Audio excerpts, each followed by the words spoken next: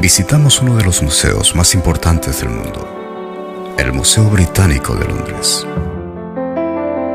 Nuestra gira empieza con el atrio delantero del museo. Su impresionante longitud y altura rescata la influencia de la cultura griega. Las figuras en la parte superior del atrio representan a la música, poesía y la danza. A estas diosas se las llamaba musas y a sus templos museos. El Museo Británico de Londres recibe 6 millones de visitantes cada año. Tanto la biblioteca del Museo Británico como el museo en sí abrieron sus puertas al público en 1759. Sin embargo, en 1997, la biblioteca, llamada Biblioteca Británica, se trasladó a un nuevo edificio cercano y se llevó 12 millones de volúmenes, así como decenas de miles de manuscritos y sellos. La mudanza permitió que el Museo Británico se ensanchara y utilizara una plaza interior inaccesible al público por unos 150 años. El centro de atención de la desalojada plaza, conocida como el Gran Patio, era el edificio abovedado de la sala de lectura. Desde su apertura en 1759, fue un refugio para investigadores de todo el mundo. Personajes como Mohandas Gandhi, Charles Darwin y Carlos Marx, entre otros, trabajaron en la silenciosa intimidad de la prestigiosa biblioteca. El gran patio en el que se encuentra la sala de lectura está cubierto por una magnífica cúpula de 800 toneladas de peso, que consta de más de 3.300 piezas triangulares de cristal, montadas sobre una estructura de acero.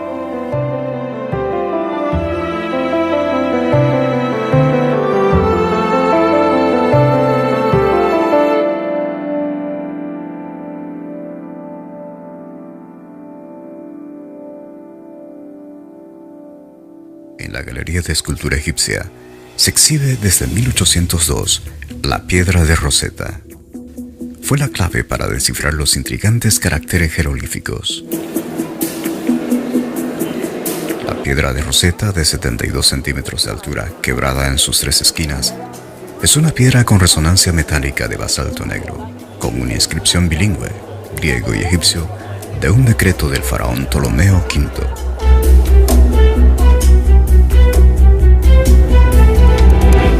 Gracias al inglés Thomas Jahn, al francés Jean-François Champollion y otros estudiosos de la escritura del Antiguo Egipto, la piedra de Rosetta es considerada hoy una joya de la historia del lenguaje y la transcripción.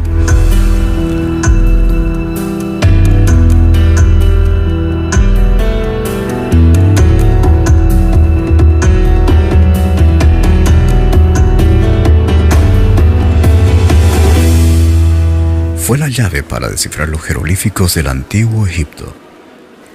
Lleva el sello del lenguaje de los dioses, que consta de más de 1.400 caracteres jeroglíficos, y abajo de estos aparece la forma demótica, la escritura de la gente común. La última franja en la parte inferior contiene la traducción griega.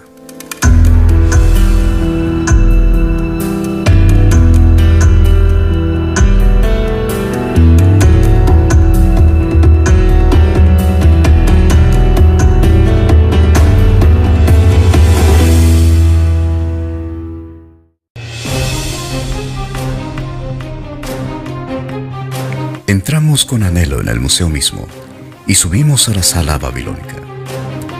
Tiene exhibidos objetos que se desenterraron en Ur, la ciudad natal del patriarca hebreo Abraham. Note esta magnífica prenda para la cabeza de hojas de haya de oro entretejidas. Hubo un tiempo en que aquellos aretes grandes de oro en forma de media luna pendían de las orejas perforadas de algunas mujeres caldeas. Se siente placer al ver collares hermosos como estos, hechos de lápiz lazuli, y hasta conchas que contienen cosméticos para los ojos. Se hallaron estos objetos en la tumba de una reina. En la tumba junto con ella había varias de sus sirvientas, las habían enterrado vivas con la reina muerta. Se consideraba un honor el poder acompañar a su regia ama y servirle en el más allá. Las excavaciones que hizo Sir Leonard Bully indican que dicha ciudad estaba en la cúspide de su poder y prestigio cuando Abraham partió de allí hacia Canaán en 1943 a.C. Su templo en forma de zigurat es el mejor conservado de todos los que se han encontrado. Las tumbas reales de Ur proveyeron abundancia de objetos de oro y joyas de gran valor artístico. Además, se encontró un hacha pequeña de acero, no meramente de hierro. Los caldeos conocían el secreto de la aleación del acero hace ya 4000 años y murieron con su secreto. La civilización caldea fue centro de comercio mundial con una población cosmopolita. En los tiempos de Abraham, la ciudad tenía escuelas para niños que aprendían a escribir y llevar cuentas. Excavaciones revelaron que los arquitectos de Ur habían usado la columna, el arco, la bóveda y la cúpula. Sus artesanos producían exquisitos adornos enjollados, arpas de elaborado diseño y dagas con hojas de oro puro. En varios hogares los arqueólogos descubrieron que en Ur ya se usaba el sistema de alcantarillado. Desenterraron cañerías de arcilla horneada que descendían a grandes fosas de desagüe que tenían 12 metros de profundidad.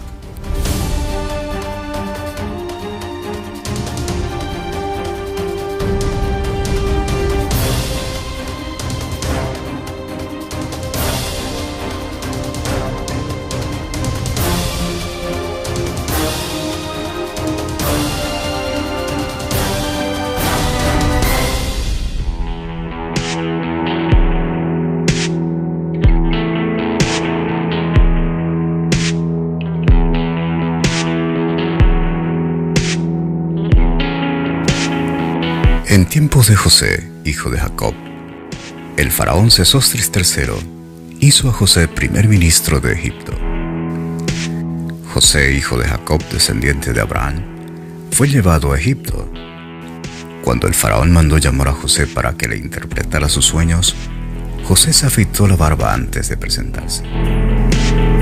Al afeitarse, puede que haya usado hojas de afeitar de cobre que se asemejaban a pequeñas cabezas de hachas. Y es posible que José haya usado un espejo de metal pulido como este, hecho de cobre. José le dijo al faraón que Egipto iba a experimentar 7 años de abundancia seguidos por 7 años de hambre. Al nombrar a este hebreo como segundo gobernante del país, Faraón le dio a José su propio anillo de sellar, lo vistió con prendas de vestir de lino fino y colocó un collar de oro alrededor de su cuello. Apropiadamente, nos detenemos para admirar algunos anillos de sellar y hermosos collares de oro egipcios.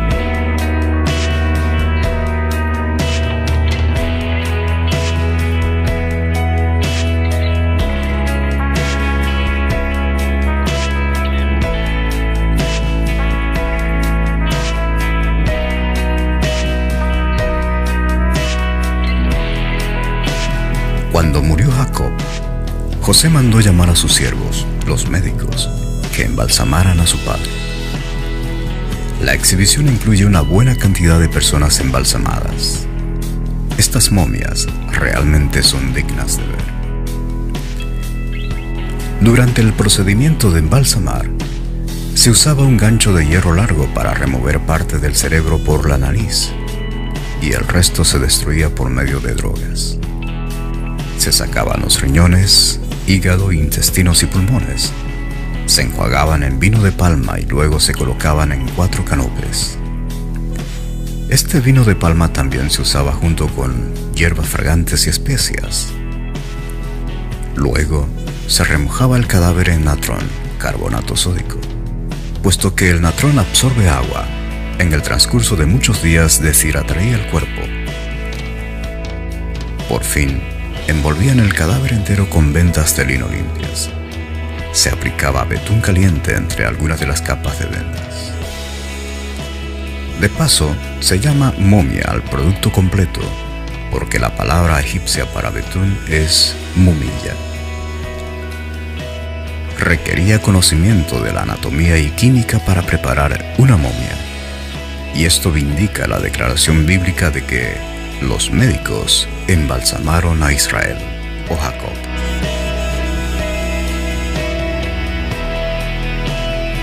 Los egipcios creían que el alma humana era inmortal y su actividad de embalsamar estaba asociada con esa idea. La religión egipcia también abrazó trinidades de dioses, así como la adoración madre y niño. La cruz egipcia, la cruz ansata, indica adoración sexual.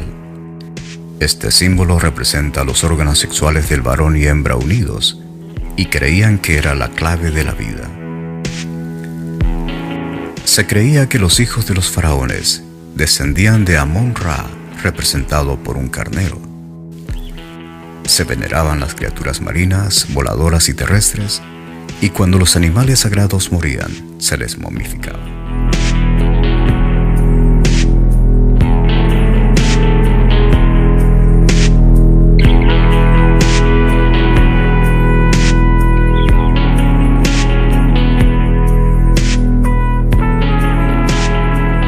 Durante el tiempo en que los israelitas estuvieron esclavizados en Egipto, se les obligó a hacer ladrillos que contenían paja.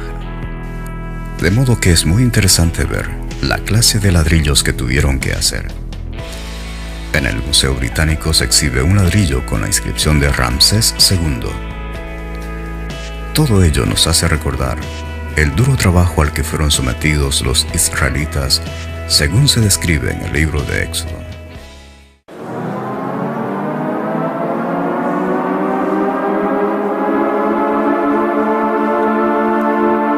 Los asirios eran un pueblo violento y belicoso.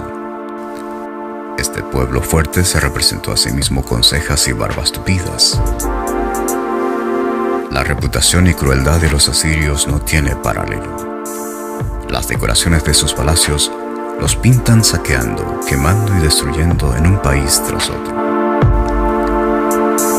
En 1843, el agente consular Paul Émile Botta hizo excavaciones en Jorsabad y descubrió el palacio de Sargón, el rey de Asiria.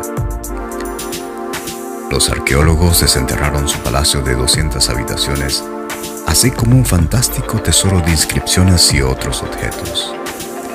Entre estos están los Anales de Sargón, que describe sus victorias desde el punto de vista asirio. Desde mediados del siglo XIX, Sargón ha sido uno de los reyes asirios mejor conocidos. Austin Henry Layard descubrió el palacio de Sennacherib en Nínive, Jorsabad, importante ciudad asiria cercana a la actual Mosul en Irak. Sus restos arqueológicos fueron dinamitados por el Estado Islámico en los primeros meses del 2015, haciéndola desaparecer. Austin Henry Layard investigó 71 habitaciones del palacio de Sennacherib. Una profusión de escenas de batallas, victorias y ceremonias religiosas lo decoraban.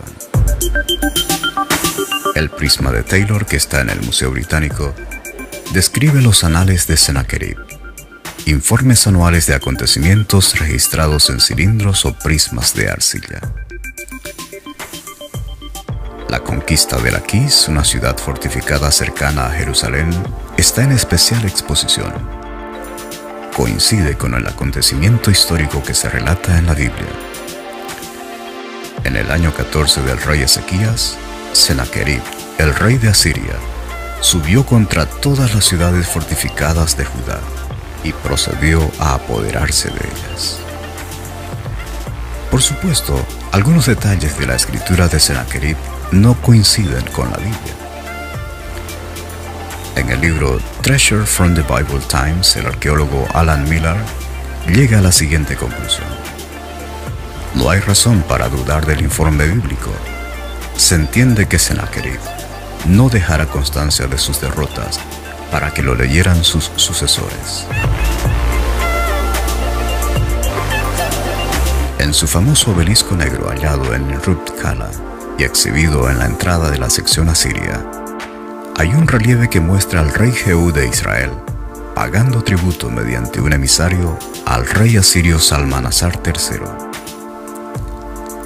Algunos comentaristas opinan que esta es la primera representación pictórica de israelitas que se conoce, aunque la figura puede que no sea una representación exacta de un israelita, pues estas naciones representaban a sus enemigos con apariencia indeseable, tal como hoy dibujos o grabados representan a las personas de una nación enemiga, débiles, grotescas u odiosas.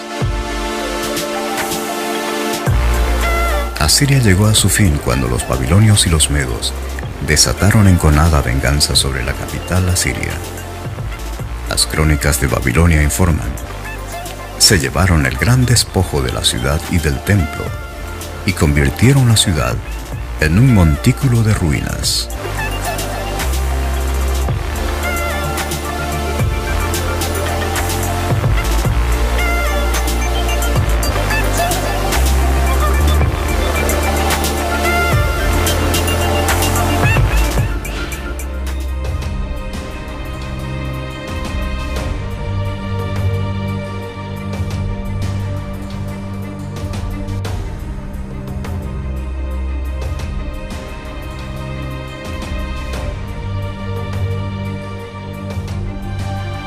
Babilonia, famosa por sus jardines colgantes, una de las maravillas del mundo antiguo. Estaba situada a unos 80 kilómetros al sur de Bagdad, en Irak. En la cúspide de su esplendor como nación, gobernó el rey Nabucodonosor II, quien hizo de ella una ciudad impenetrable por sus murallas.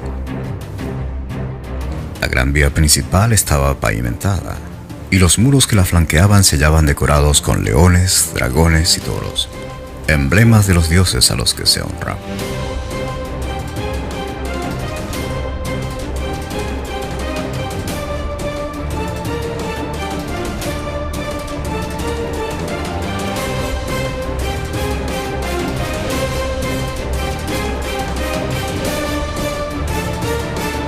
Laquis fue una de las últimas fortalezas de Judá que resistió al rey Nabucodonosor de Babilonia y fue reducida a un montón de ruinas quemadas durante el periodo de 609 a 607 a.C. Laquis estaba situada a unos 44 kilómetros al oeste de Jerusalén. Durante una excavación se hallaron 18 fragmentos de cerámica con escritura inscrita en caracteres hebreos antiguos. Ahora se da el nombre de Cartas de Laquis a esta colección de fragmentos cerámicos y reflejan el apremio en tiempos de guerra. Parecen cartas escritas desde avanzadas restantes de tropas judías a Yaos, un comandante militar en Laquis. Una de estas, la número 4, dice, en parte, que Yahvé, tetragrámaton para la palabra Jehová, permita que mi Señor oiga aún ahora noticias de bien. Estamos esperando las señales de fuego de Laquis, de acuerdo con todas las señales que mi Señor dé, porque no vemos a ASK. Otra carta, la número 3, comienza como sigue: que Yahvé, es decir, Jehová, haga que mi Señor oiga noticias de paz. En esos tiempos era común usar el nombre personal del Dios Todopoderoso, Jehová.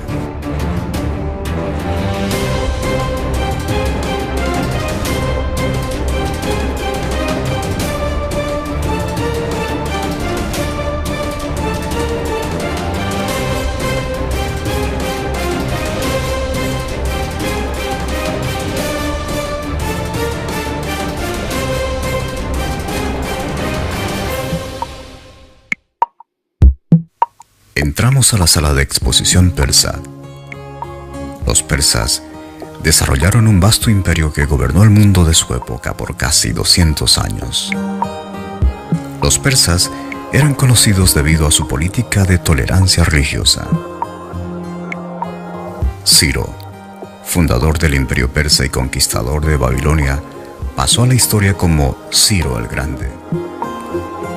Según un documento cuneiforme conocido como el Cilindro de Ciro, Después de conquistar el imperio babilonio en 539 a.C., el texto traducido en parte dice: Soy Ciro, rey del mundo, gran rey de los 4 extremos de la tierra. Devolví a los habitantes a sus ciudades sagradas, y les devolví sus solares. El cilindro de Ciro da a conocer que los pueblos cautivos volvieron a sus lugares de origen, incluyendo a los judíos que estuvieron cautivos en Babilonia por 70 años.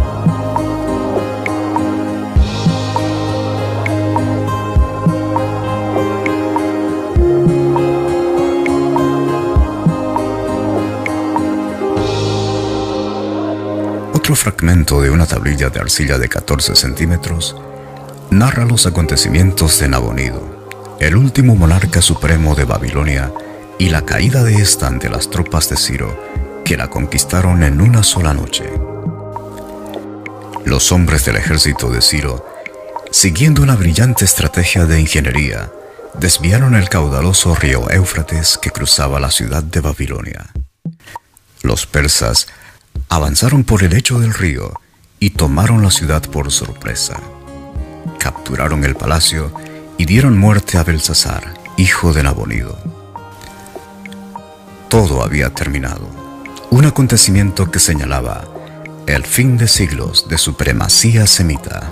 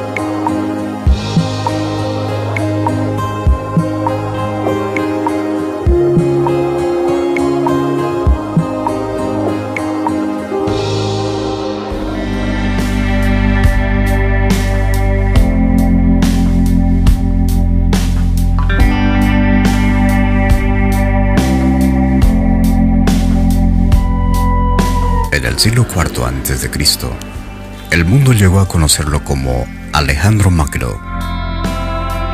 Cuando contaba 20 años de edad, heredó el trono de Macedonia tras el asesinato de su padre, Filipo. Alejandro se lanzó a una campaña de conquistas con un ejército pequeño pero eficiente de 30.000 soldados de infantería y 5.000 de caballería. Aquel mismo año, obtuvo su primera victoria sobre los persas en el río Gránico, en el extremo noroeste de Asia Menor, hoy Turquía. En una década, Alejandro había subyugado a los persas y había avanzado hacia el este hasta el mismo río Indo en la actual Pakistán, y se enfrentó contra guerreros montados sobre elefantes en la India. Pero el joven rey perdió su batalla final mientras se hallaba en Babilonia. A la edad de 32 años y 8 meses, sucumbió al peor de los enemigos, la muerte. Pero sus conquistas habían convertido a Grecia en potencia mundial. Tras la muerte de Alejandro, 4 de sus generales acabaron sucediéndole en las distintas secciones de su imperio. Casandro se hizo con el dominio de Macedonia y Grecia. Lisímaco consiguió Asia Menor y Tracia. Seleuco I recibió Mesopotamia y Siria, y Ptolomeo Lago tuvo Egipto y Palestina.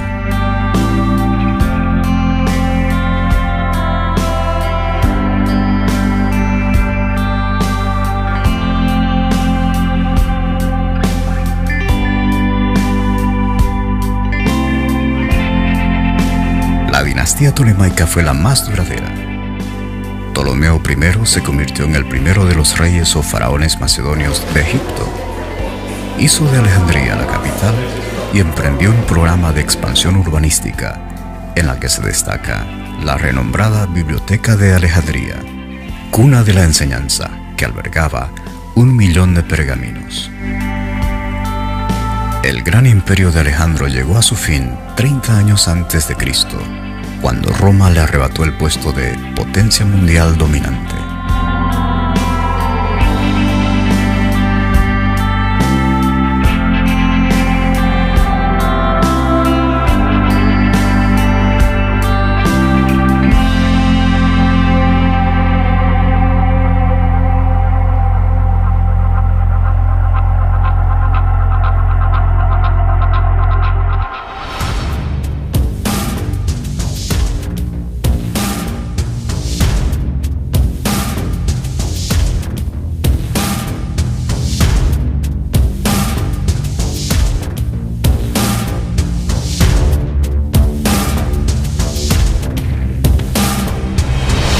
Finalizamos nuestra visita entrando en la sección de Roma.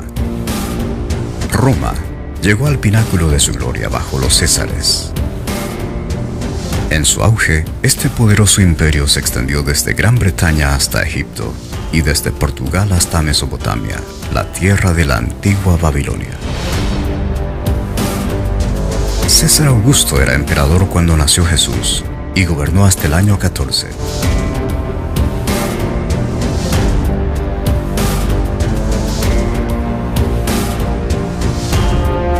Tiberio, sucesor de Augusto, gobernó desde el año 14 hasta el año 37. Fue durante la gobernación de este emperador que Jesús ejecutó sus milagros y enseñanzas.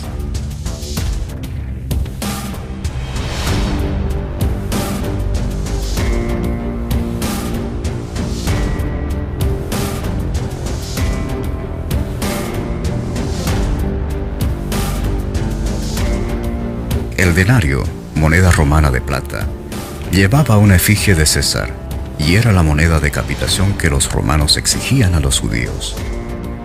Los trabajadores agrícolas normalmente recibían un denario por un día de trabajo de 12 horas.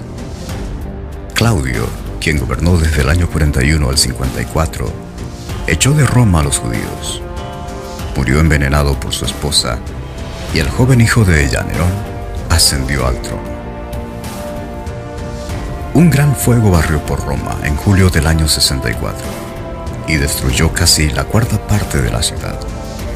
Nerón, para alejar de sí las sospechas, culpó del fuego a los cristianos, quienes fueron desgarrados por perros y condenados a las llamas para servir como iluminación nocturna. Pablo, quien había viajado de Jerusalén hasta Roma y quizás hasta España, fue encarcelado y probablemente Nerón le dio muerte alrededor del año 66. El emperador Vespasiano gobernó desde el año 69 hasta el año 79, periodo en el que Jerusalén fue destruida por los romanos al mando del general Tito en el año 70 después de Cristo.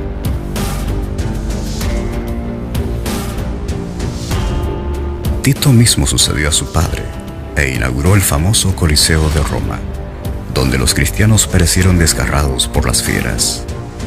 Y el hermano de Tito, Domiciano, quien gobernó desde el año 81 al 96, continuó la persecución oficial de los cristianos.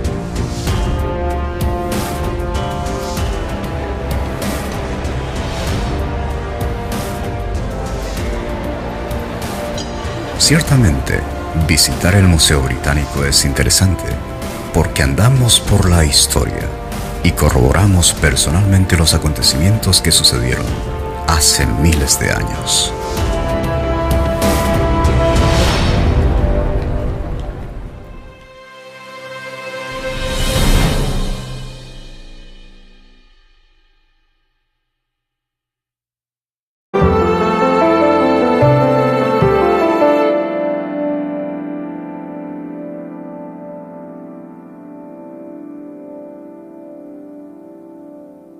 En la Galería de Escultura Egipcia se exhibe desde 1802 la piedra de Rosetta. Fue la clave para descifrar los intrigantes caracteres jeroglíficos. La piedra piedra de Rosetta de 72 centímetros de altura, quebrada en sus tres esquinas, es una piedra con resonancia metálica de basalto negro, con una inscripción bilingüe, griego y egipcio, de un decreto del faraón Ptolomeo V.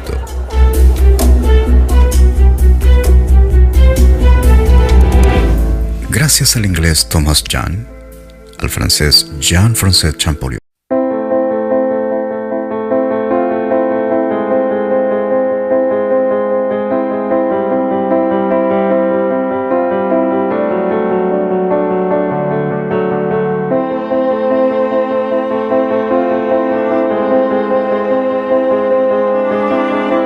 visitamos uno de los museos más importantes del mundo, el Museo Británico de Londres. Nuestra gira empieza con el atrio delantero del museo. Su impresionante longitud y altura rescata la influencia de la cultura griega. Las figuras en la parte superior del atrio representan a la música, poesía y la danza. A estas diosas se las llamaba musas y a sus templos museos. El Museo Británico de Londres recibe 6 millones de visitantes cada año. Tanto la biblioteca del Museo Británico como el museo en sí abrieron sus puertas al público en 1759. Sin embargo, en 1997, la biblioteca, llamada Biblioteca Británica, se trasladó a un nuevo edificio cercano y se llevó 12 millones de volúmenes, así como decenas de miles de manuscritos y sellos. La mudanza permitió que el Museo Británico se ensanchara y utilizara una plaza interior inaccesible al público por unos 150 años. Y otros estudiosos de la escritura del Antiguo Egipto, la piedra de Rosetta es considerada hoy una joya de la historia del lenguaje y la transcripción.